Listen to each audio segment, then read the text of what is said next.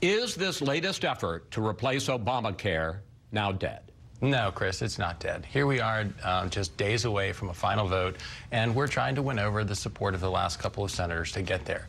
As you know, there's no Democrat support for it. So last time in the Senate, a vote of the 52 Republicans, we gained 49, but all 48 Democrats opposed. That will be the same case this week, and we need to make sure that those last couple of Republicans we win over.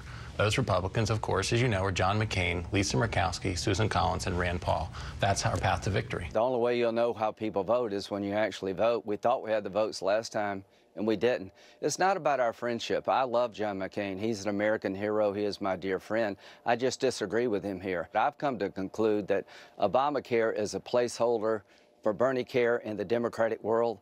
The best you could hope for is to prop up Obamacare because they're moving toward Bernie care, so there is no process. Your vote is pivotal on the Graham-Cassidy health care bill. Where are you, yes or no?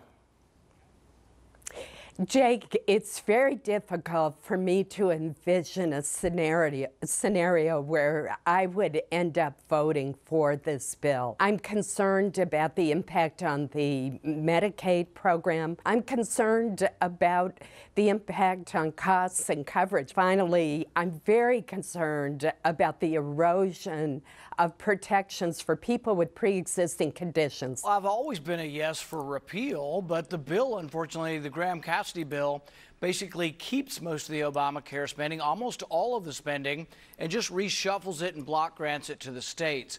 So I don't think block granting Obamacare doesn't make it go away. It just means you're keeping all the money we've been spending through Obamacare, most of it, reshuffling it, taking the money from Democrat states and giving it to Republican states.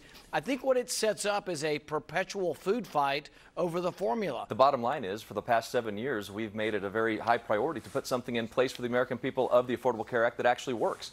And that's what we have to do. I think what we have an obligation to do as the Senate majority is hopefully bipartisan.